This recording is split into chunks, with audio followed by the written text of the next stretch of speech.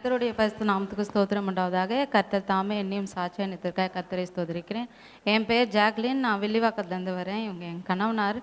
எனக்கு வந்து கல்யாணம் ஆகி 3 வருஷமாக குழந்தையே இல்லாமல் இருந்தேன். நான் ரொம்ப கஷ்டப்பட்டுட்டு இருந்தோம். போன வருஷம் ஆகஸ்ட் மாதம் வந்து அந்த இடத்துல உட்காந்து நான் ப்ரேயர் பண்ணேன். ஆண்டவரே, நான் வந்து அடுத்த வாட்டி இந்த இடத்துக்கு நான் வரும்பொழுது நான் கன்சீவாக இருக்கணும், இல்லை என் கையில் குழந்தையோட நான் வந்து நின்று சாட்சி சொல்லணும் ஆண்டவரேன்னு சொல்லிட்டு ப்ரேயர் பண்ணிகிட்டே உட்காந்துருந்தேன். லாஸ்ட்டில் வந்து அங்கிள் எண்ணெய் வச்சு இப்போ எல்லாருக்குமே ப்ரேயர் பண்ணிகிட்டு இருந்தாங்க. எனக்கு எப்படியோ சான்ஸ் கிடச்சிது அங்கே நிற்கிறதுக்கு. நான் வந்துட்டு அப்படியே அங்கிள் கிட்ட ப்ரேயர் பண்ணதுக்கு கரெக்டாக வந்து நிற்கும்போது அங்கிள் என் வயிற்றில் கை வச்சு கர்ப்ப தடைங்கள்லாம் உடையுது அப்படின்னு சொல்லிட்டு எனக்கு ப்ரேயர் பண்ணாங்க. நான் இப்போ வந்து 6 மாதமாக கன்சீவாக இருக்கேன். கர்த்தருடைய பரிசுத்த நாமத்துக்கு ஸ்தோத்திரம். நாங்கள் வந்து சொந்த வீடு இல்லாமல் ரொம்ப நாளாக வந்து ப்ரேயர் பண்ணிக்கிட்டே இருந்தேன். போன வருஷம் அன்பரின் பதத்தில் கூட்டத்தில் வந்துட்டு சொந்த வீடுக்காக ஜெபம் பண்ணிட்டு போயிருந்தோம். அப்போ செப்டம்பர் மாதம் வந்து ஒரு பாதி கட்டின வீடை வந்து ஆண்டவர் வாங்க உதவி செஞ்சார். எதிர்பாராத நேரத்தில் கிடச்சிது. அந்த வீட்டையும் வந்து திருப்பி முடிக்கிறதுக்கும் கொஞ்சம் சில தடைகள் வந்தது. அதையும் ஆண்டவருடைய சமூகத்தில் ஒப்பு கொடுத்தப்போ இந்த வருஷம் மே மாதம் 24ஆம் தேதி நல்லபடியாக அந்த சொந்த வீட்டை பால் காய்ச்சி சொந்த வீட்டில் எல்லாருமா குடியேறதுக்கு தேவன் உதவி செய்தார். தேவாதி தேவனுக்கு கொடான கொடி ஸ்தோத்திரம். தேவனுக்கு ஸ்தோத்திரம். என் பேர் சுகன்யா. இவர் என் கணவர். நாங்கள் திருப்பூர்லேருந்து வரோம். போன மாதம்தான் நாங்கள் முதல்ல அன்பரின் பாதத்தில் மீட்டிங்கில் அட்டன் பண்ணணும். ஆனால் எவ்வளவோ கிட்டத்தட்ட வருஷ கணக்காக நாங்கள் ட்ரை பண்ணுறோம். ஒரு முறை கூட எங்களால் வர முடியல. ஆனாலும் அன்னைக்கு காலையில் அங்கிளுடைய மீட்டிங்கில் உனக்காய் நான் வழி திறப்பேன்னு சொல்லி வாக்கு பண்ணார் கிராஸ் டிவியில். சரி, கர்த்தர் அழைச்சிட்டாரு. இனி எப்படி இருந்தாலும் அவர் நம்மளை கூட்டிகிட்டு போவார்.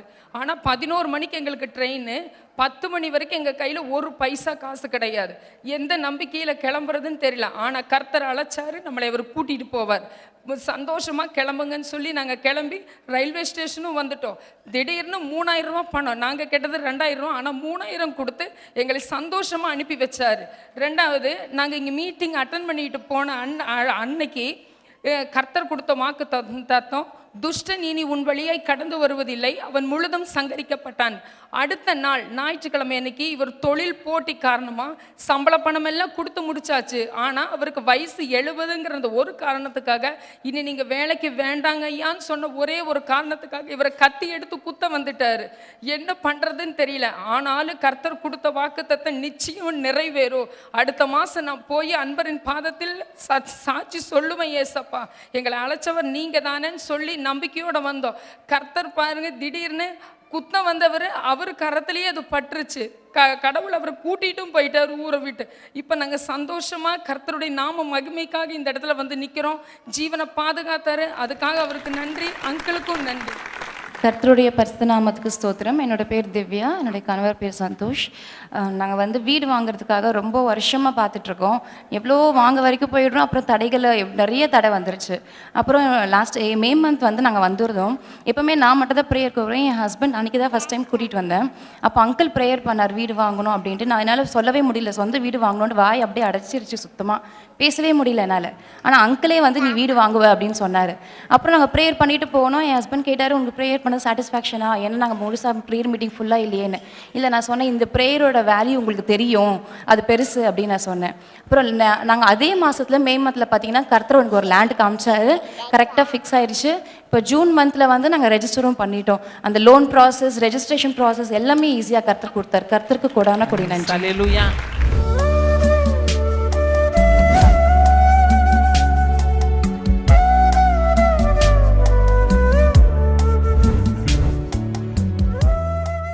கிறிஸ்துவுக்குள் மிகவும் பிரியமான எனதருமை சகோதர சகோதரிகளே, நம்மை சிருஷ்டித்தவரும் நம்மை உண்டாக்கினவரும் நம்மை ஒருபோதும் மறந்து போகாதவருமாகிய இயேசு கிறிஸ்து இணையற்ற நாமத்தினாலே உங்கள் எல்லாரையும் வாழ்த்தி ஆசீர்வதிக்கிறேன். அல்லேலூயா.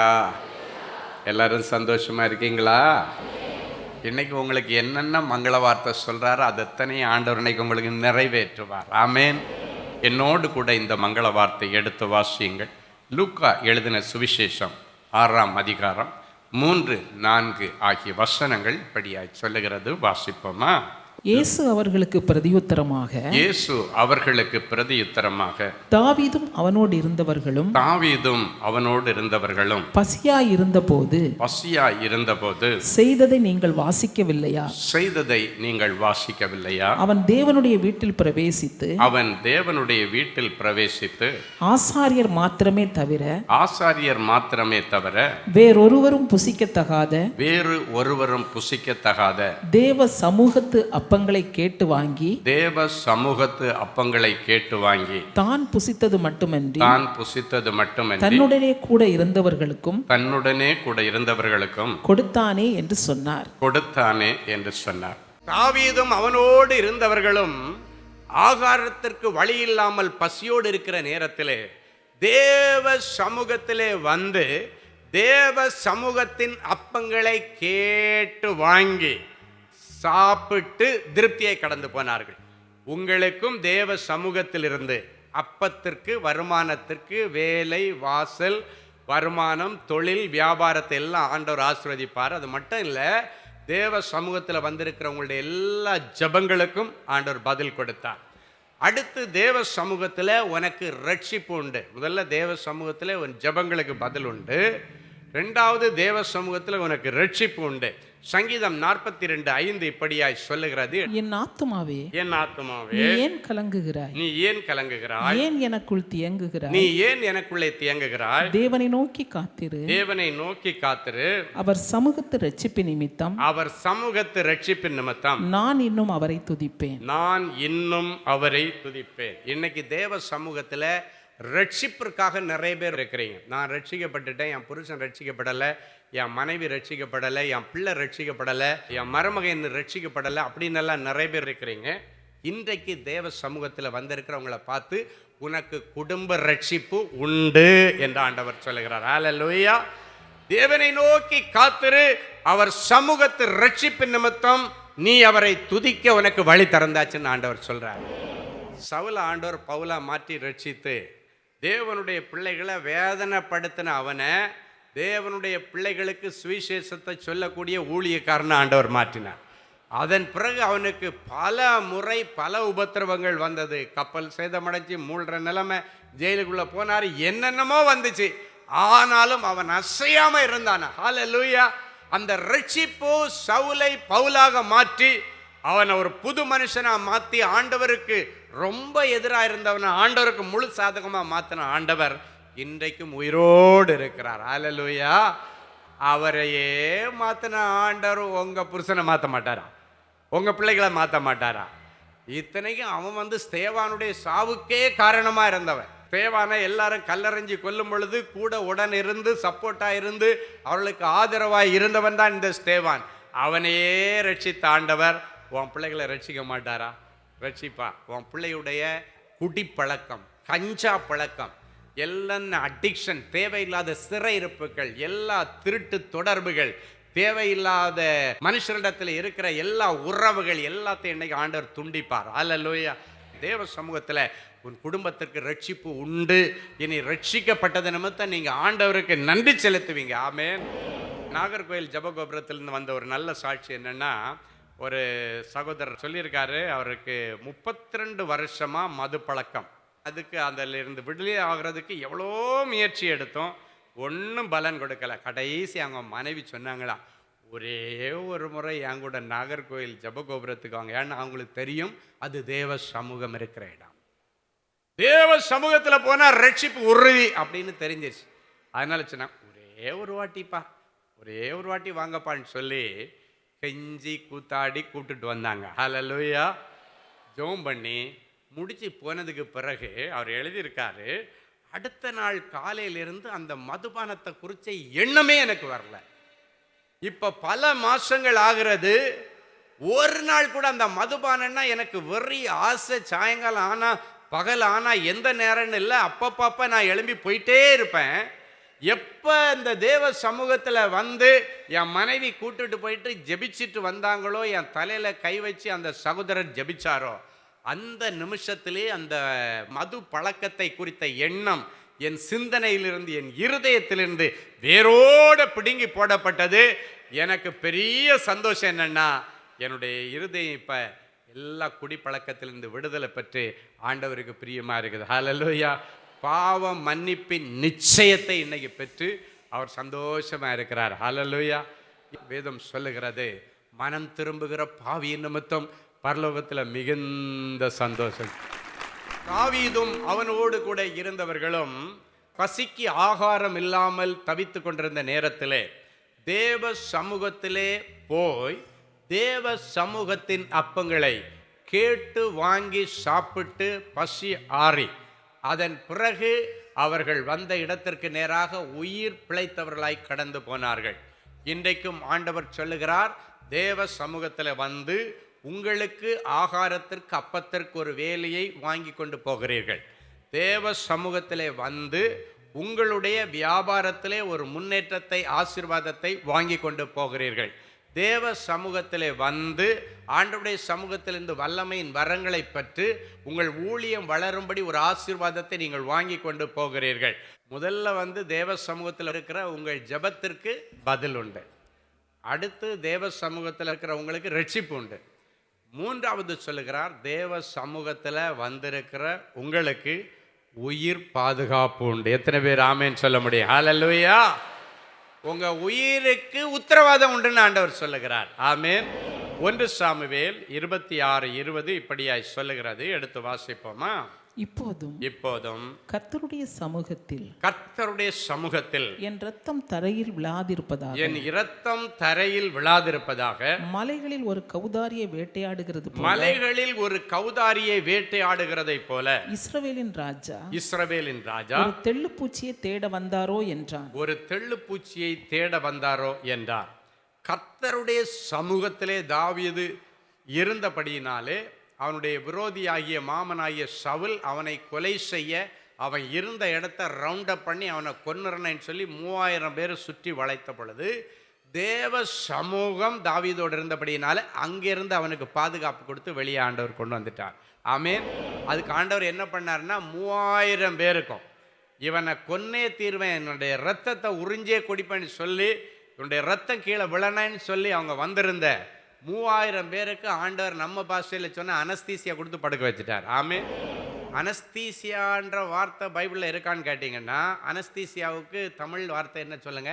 அயர்ந்த நித்திரை. அப்படின்னா மயக்க நிலையில் வைக்கிறதுன்னு அர்த்தம். மயக்கம். பைபிளில் சொல்லப்படுற 3000 பேருக்கும் கர்த்தர் அயர்ந்த நித்திரையை வர பண்ணி இருந்தார். அப்படின்னா அவங்க அசந்து தூங்கினாங்கன்னு சொல்லலை, 3000 பேருக்கு அசந்து மயக்கம் போட்டு தூங்கக்கூடிய விதத்தில் ஆண்டவர் அவங்களுக்கு அனஸ்தீசியா கொடுத்துட்டார். அதான் அயர்ந்த நித்திரை வர பண்ணி இருந்தார். அப்படின்னா தாவீது அங்கேருந்து எஸ்கேப் ஆகி கொண்டு வந்த உடனே அனஸ்தீசியா கிளியர் பண்ணி விட்டார். எழும்பி உட்காந்து பார்க்குறாங்க, தாவீது அந்த இடத்துல எஸ்கேப் ஆகி அடுத்த மலையில் போய் நின்றுட்டு சொல்கிறான், இப்போதும் கர்த்தருடைய சமூகத்திலே இருக்கிற என்னுடைய இரத்தத்தை தரையில் விழப்பண்ண நீங்க நினைச்சீங்க, ஆனால் அது தரையிலே விழாதிருந்தது. மலைகளிலே ஒரு கௌதாரியை வேட்டையாடுகிறதை போல இந்த தெள்ளுப்பூச்சியை தேட வந்தீரோ அப்படின்னு கேட்குறான். ஹல்லேலூயா. உங்க உயிரை வகை தேடுறதுக்காக, உயிரை வேட்டையாடுறதுக்காக ஒரு கௌதாரியை வேட்டையாடுகிறது போல உன் உயிரை வேட்டையாட ஒருத்தன் தேடிட்டு இருக்கலாம். உங்க உயிரை வேட்டையாடணுன்னு ஒருத்தன் மந்திரவாதம் பண்ணி இருக்கலாம். உன் உயிரை வேட்டையாடனேன்னு ஆளுகிட்ட பணம் கொடுத்து செட் பண்ணி இருக்கலாம். ஆனால் அவருடைய திட்டங்களை எல்லாம் ஆண்டவர் தவிடுபடியாக்கி விட்டார். ஒரு ராஜா நினைச்சே அவங்களுடைய இராணுவம் 3000 பேரை கொண்டு போய் தேவ சமூகத்தில் வந்த ஒருவனை விழப்பண்ண முடியலை, அவனை ரத்தம் சிந்த வைக்க முடியலைன்னா தேவ சமூகத்தில் வந்திருக்கிற ஒன்ன ரத்தம் சிந்துவதற்கு ஆண்டவர் ஒப்பு கொடுப்பாரா? ஒரு நாளும் ஒப்பு கொடுக்க மாட்டார். ஹல்லேலூயா. ஒரு கௌதாரியை வேட்டையாடுகிறது போல உன்னை சுத்தி சுத்தி வேட்டையாட நினைச்சிருக்கலாம். உன் கற்பை வேட்டையாட நினைத்திருக்கலாம், இல்லைன்னா உன்னுடைய உயிரை வேட்டையாட நினைச்சிருக்கலாம், உன் செல்வத்தை வேட்டையாட நினைச்சிருக்கலாம், உன்னுடைய புருஷனை வேட்டையாட நினைச்சிருக்கலாம். ஆனால் இன்றைக்கு அவருடைய திட்டங்களை எல்லாம் கர்த்தர் அபத்தமாக்கி போட்டார். ஹல்லேலூயா. இன்னைக்கு ஆண்டவர் உங்களை பார்த்து சொல்றாரு, உங்களுடைய உயிருக்கு ஆண்டவர் தான் பாதுகாப்பு. தேவ சமூகத்தில் வந்திருக்கிற பிள்ளைகளாகிய உங்களுக்கு ஆண்டவர் தெய்வீக பாதுகாப்பை கொடுத்து உன்னதமானவருடைய மறைவிலும் சர்வ வல்லவருடைய நிழலிலும் உங்க வைப்பார். அதுக்காக ஆண்டவர் இன்னைக்கு என்ன செய்ய போறாரு? உன் சரீரத்தில் உள்ள எல்லா வியாதி கட்டுகளை ஆண்டவர் பிடுங்கி போடுறார். அது எப்பேற்பட்ட கொள்ளை நோயா இருந்தாலும் சரி, அது எல்லாத்தையும் ஆண்டவர் இன்னைக்கு பிடுங்கி போட்டு உங்களுக்கு தெய்வீக சுகத்தை கொடுக்க போறார். ஹல்லேலூயா. தேவ சன்னிதானத்திலே தேடி வந்த 18 வருஷ கூனியை ஆண்டவர் நிமிர பண்ணினவர், நேராக்கினவர், அவருடைய முதுகு தண்டை நேராக்கினவர் நம்முடைய ஆண்டவர். ஹல்லேலூயா. இன்றைக்கு தேவ சமூகத்தில் வந்திருக்கிற உன் கோணலை எல்லாம் நேராக்குவார். ஆமேன். ஒரு அழகான சாட்சி சகோதரி சுகாசினி ராஜ் ஃப்ரம் கிருஷ்ணகிரி. அவங்க சொல்லியிருக்காங்க, அவருடைய 12 வயசில் அவங்களுடைய வாய் கோணி போயிடுச்சு. அப்படி ஃபேஸ் இப்படி கோணி போய் வாய் இப்படி கோணி போய் 12 வயசில் அவங்களுக்கு ஒரு பிரச்சனை வந்தது, ஒரு வியாதி வந்து அதன் நிமித்தம் இந்த அம்மாவுக்கு பயங்கர மன அழுத்தம். இந்த சூழ்நிலையில் தான் அவங்க தேவனின் அன்பு ஜெப கோபுரத்துக்கு ஃபோனில் தான் காண்டாக்ட் பண்ணாங்க. ஆண்டவர் தூரத்திற்கும் தேவன், சமீபத்திற்கும் தேவன். ஆண்டவருடைய பெரிய கிருபையினால அவங்க என்ன சொல்லி ஜெபம் பண்ணாங்க? நம்முடைய ஜெப கோபுரத்திலிருந்து, அவர் கோணலானவைகளை நேராக்குகிறவர். ஆமேன். நைட்டு ஃபோன் பண்ணிவிட்டு அவங்க போய் அப்படியே படுத்துட்டாங்களாம். அழகாக சாட்சியில் எழுதியிருக்கிறாங்க. அப்படியே நாங்கள் ஃபோனில் ஜெபம் பண்ணிவிட்டு நைட்டு போய் படுத்துனேன். அப்போ அவங்க கண்ணாடியெல்லாம் பார்க்கல. அடுத்த நாள் காலையில் எழும்பி கண்ணாடியில் போய் பார்க்கும் பொழுது திடீர்னு பார்த்தா கோணி போன மூஞ்சி அப்படியே ஷேப் அழகாக வந்துருச்சா. ஹல்லேலூயா. என் அன்பு தேவனுடைய பிள்ளைகளை 12 வயசில் அவங்களுக்கு அந்த பிரச்சனை, இப்போ 39 வயசு அவங்களுக்கு. அப்படின்னா 27 வருஷமாக இருந்த அந்த கோணல் ஒரு செகண்டில் ஆண்டவர் கிளியர் பண்ணார். ஹல்லேலூயா. நீங்களும் ஜெபிக்கும் பொழுது வசனங்களை சொல்லி நீங்கள் ஜெபிக்கணும். இந்த தம்பி பிரசன்னாவை நீங்கள் பாருங்கள், அவருக்கு கிட்னி ஃபெயிலியர் ஆகி கிட்னி டயாலிசிஸ் போயிட்டு இருந்துச்சு. அப்போ அன்னைக்கு காலையில் டயாலிசிஸ் பண்ணி முடியலைன்றதுனால அவரால் வர முடியலை. எதுக்கு சொல்கிறேன்னா, வசனம் ரொம்ப முக்கியம். பாருங்கள், அவரும் ஒய்ஃபும் வர முடியலை. சென்னையில் இருக்கிற அவர் கேஜிஎஃப்ல இருக்கார், பெங்களூர் கேஜிஎஃப். சென்னையில் உள்ள அவருடைய ஒய்ஃபுடைய ஒரு கசின் சிஸ்டரை அனுப்பி, நான் வரணுன்னு நினச்சேன், எனக்கு டயாலிசிஸ் போயிட்டு இருந்தனால டயர்டாக இருந்தனால வர முடியலை, ஐயா கிட்ட ஃபோனில் எனக்கு ஒரு ப்ரே பண்ணுங்க. அப்போ மீட்டிங் எல்லாம் முடிஞ்சிருச்சு, தனி ப்ரேயர் நிறைய பேர் நிற்கிறாங்க. அப்போ இவங்க கசின் சிஸ்டர், இவங்க ஒய்ஃபோட கசின் சிஸ்டர் வந்து ஒரு ஃபோனை கொடுத்துட்டு, ஐயா இது மாதிரி என்னுடைய சொந்தக்காரர் ஒருத்தர் கேஜிஎஃப்பில் கிட்னி ஃபெயிலியர் ஆகி கிரியேட்டின் லெவல் ஹை ஆகி போச்சு, டயாலிசிஸ் போயிட்டுருக்கு, அதனால அவருக்காக வேண்டி ஒரு சின்ன ஜெபம் பண்ணுங்க. அவர் இன்னைக்கு வரணுன்னு நினச்சாரு, கடைசியாக இந்த டயாலிசிஸ்னால வர முடியலை. சரி ஃபோனை கொடுங்கன்னு சொல்லி, ஆண்டவரே இதோ சகலத்தையும் புதிதாக்குகிற தேவன், அன்பு தம்பி பிரசன்னகுமாருடைய அந்த கிட்னி நீர் இன்னைக்கு புதுசாக்கி கிரியாட்டின் லெவலில் கண்ட்ரோலுக்கு கொண்டு வந்து அவரை சாட்சியாய் நிறுத்துகிறதற்காய் ஸ்தோத்திரம். ஹல்லேலூயா. அடுத்த டயாலிசிஸ் போகும்போது பிளட்டு நல்லா இருக்குப்பா, ஒரு டயாலிசிஸ் தேவையில்லை. அதுக்கு அடுத்து ஒரு வாரம் கழித்து போகும்போது பிளட்டு நல்லா இருக்குப்பா, டயாலிசிஸ் பண்ண தேவையில்லை. அதுக்கப்புறம் பார்த்தாங்க, இனி உனக்கு டயாலிசிஸே தேவையில்லை, உனக்கு கிரியாட்டின் லெவல் நார்மல் ஆகிடுச்சின்னு கழுத்தில் மாட்டியிருந்த கத்திட்டரை கழட்டிட்டு அவரை விடுதலையாக்கி அடுத்த மாதம் வந்து அங்கே ஆறுதலை தேடி சாட்சி சொன்னார். அவங்களுக்கு அற்புதம் செய்த ஆண்டவர் இன்றைக்கு அற்புதம் செய்வார். எத்தனை பேருக்கு கர்ப்பப்பை பிரச்சனையே எல்லாம் இன்னைக்கு பிராண்ட் நியூ. எல்லாருக்கும் இருதயம் புதுசு, கிட்னி புதுசு, லங்ஸு, லிவரு, குடிச்சு லிவர் அழுகி போய் வந்திருக்கலாம். இன்னைக்கு ஆண்டவரிடத்தில், ஆண்டவரே நான் என்ன உங்ககிட்ட ஒப்படைக்கிறேன்னு சொல்லுங்க, ஆண்டவர் ஒரு பெரிய அற்புதத்தை செய்வார். ஹல்லேலூயா. தேவ சமூகத்தின் அப்பங்களினால் எங்களை திருப்தியாக்குகிற தேவனே, என் பிள்ளைகளுக்கு என்னென்ன தேவ சமூகத்தின் ஆசீர்வாதங்கள் வேண்டுமோ அத்தனையும் இன்றைக்கு என் பிள்ளைகளுக்கு கொடுத்து, என் பிள்ளைகளை நீர் ஆசீர்வதிங்கப்பா. இவர்களுக்கு தேவையான அப்பத்தையும் தண்ணீரையும் தான். என் பிள்ளைகளுடைய கடன்கள், நெருக்கடிகள், பஞ்சங்கள் எல்லாம் முடிவுக்கு வரட்டும். இவர்கள் பாத்திரம் நிரம்பி வழியட்டும். என் பிள்ளைகளுக்கு அரசு வேலை கிடைக்கட்டும், வியாபாரத்தில் முன்னேற்றம் கிடைக்கட்டும். விசா காரியங்களில் இருக்கிற தடைகளை உடைச்சி ஆண்டவர் ஒரு அதிசயத்தை விளங்க பண்ணி என் பிள்ளைகளுக்கு வருமானத்திற்கு, சாப்பாட்டிற்கு, ஆகாரத்திற்கு ஒரு குறை இல்லாதபடிக்கு இவர்களை ஆசீர்வதித்து அனுப்புங்கப்பா. இதோ திறந்த வாசலை வைக்கிறேன், ஒருவனும் மூட முடியாது என்று சொன்னீரேன். கூட்டப்படாத திறந்த வாசலை என் பிள்ளைகளுக்கு தாரும். என் பிள்ளைகளுக்கு தேவ சமூகத்திலே ஜெபங்களுக்கு பதில் உண்டு என்று சொன்னேன். இவர்கள் என்னென்ன விண்ணப்பத்தை வைத்திருக்கிறார்களோ, ஒருவேளை சொந்த வீட்டிற்காக விண்ணப்பம் வைத்திருந்தால் உனக்கு ஒரு வீடு கட்டுவேன் என்கிற வார்த்தையின் பிள்ளைகளுக்கு கொடுத்து சொந்த வீட்டிற்கு நீர் வழி திறந்து தருவீராக. எந்தெந்த பிள்ளைகள் திருமணத்திற்காக ஜெபித்துக் கொண்டிருக்கிறார்களோ, திருமண தடைகளை உடைச்சி ஆண்டவர் ஒரு அற்புதத்தை செய்வீராக. எல்லா திருமண தடைகள் இயேசுவின் நாமத்தினாலே இப்பொழுது உடைக்கப்படுவதாக. மகிமையான நல் விசேஷம் உன்னை குறித்து பேசப்படும் என்கிற வார்த்தையின்படி நல்ல மகிமையான திருமண காரியங்கள் பேசப்படட்டும், நடத்தப்படட்டும். அப்பா, எந்தெந்த பிள்ளைகளுக்கு வாழ்க்கையில விரக்தி அடைஞ்ச நிலைமையில நான் ஒரு இள வயதுல விதவையா இருக்கிறேன்னு வந்திருக்கிறாங்களோ, இள வயதுல நான் தள்ளப்பட்டவளா இருக்கிறேன்னு வந்திருக்கிறார்களோ, அவர்களுக்கு கர்த்தர் மறுவாழ்வு தாரும்.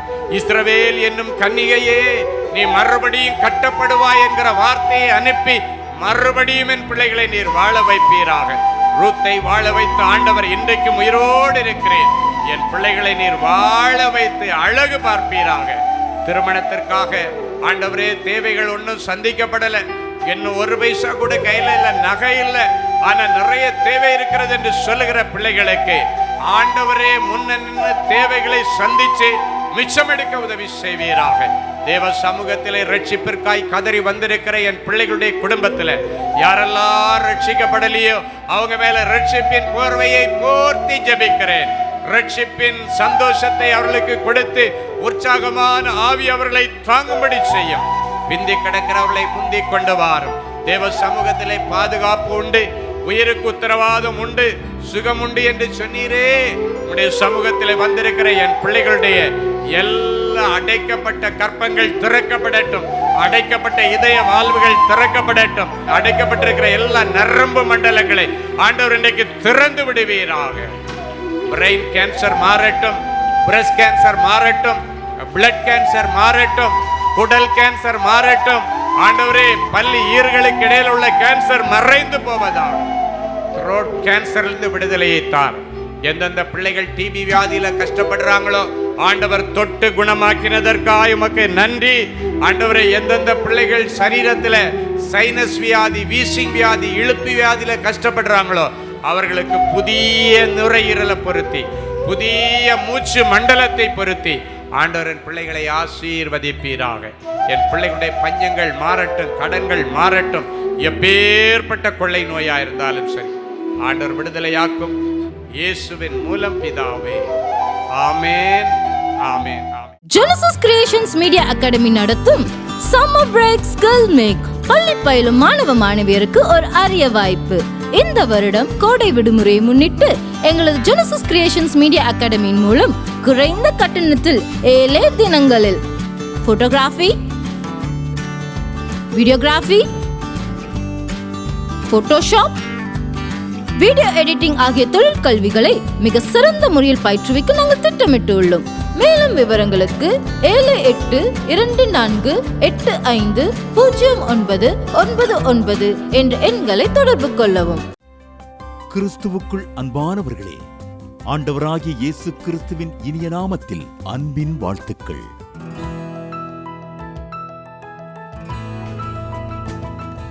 எங்களுடைய மார்வெல் திருமண தகவல் மையத்தை ஆன்லைன் சேவை மூலம் உங்களுக்கு அறிமுகப்படுத்துவதில் நாங்கள் மிகுந்த மகிழ்ச்சி அடைகிறோம்.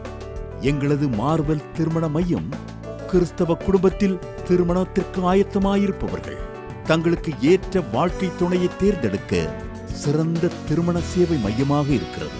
மேலும் மார்வெல் திருமண தகவல் மையத்தில் நீங்கள் பதிவு செய்வதற்கு எங்களது இணையதள முகவரி www.marvelmatrimony.com மற்றும் அலைபேசி எண் 7824855999 என்ற எண்ணிற்கு தொடர்பு கொள்ளலாம். சென்னை, நாகர்கோவில் மற்றும் மும்பை நகரில் உள்ளவர்கள் பதிவு செய்ய விரும்பினால் கீழ்கண்ட விலாசங்களில் உள்ள எங்களது அலுவலகங்களோடு தொடர்பு கொள்ளலாம். Email info@marvelmatrimony.com. ஆண்டவர்தாமே உங்களை அளவில்லாமல் ஆசீர்வதிப்பாராக. அன்பு தேவனுடைய பிள்ளைகளே, இந்நிகழ்ச்சியின் மூலம் நீங்கள் பெற்றுக்கொண்ட ஆசீர்வாதங்களை உங்கள் ஜெப விண்ணப்பங்களையும் அனுப்ப வேண்டிய முகவரி தேவனின் அன்பு ஊழியங்கள், எண் 340B பார் 1A 3B1 Vinayak avenue, OMR road, Okkiyam, Thoraipakkam, Chennai 600097. இது இந்தியன் ஆயில் பெட்ரோல் பங்க் எதிரில் அமைந்துள்ளது மற்றும் காக்னிசன்ட் டெக்னாலஜி சொல்யூஷன்ஸ் அருகிலும் அமைந்துள்ளது. மின்னஞ்சல் prayer@godsloveministries.co.in. எங்களது இணையதளம் www.godsloveministries.co.in. மேலும் 24 மணி நேர ஜெப உதவிக்கு 04454479999 மற்றும் 9941950999 என்ற எண்களுக்கு தொடர்பு கொள்ளுங்கள். கர்த்தர் தாமே உங்களை ஆசீர்வதிப்பாராக.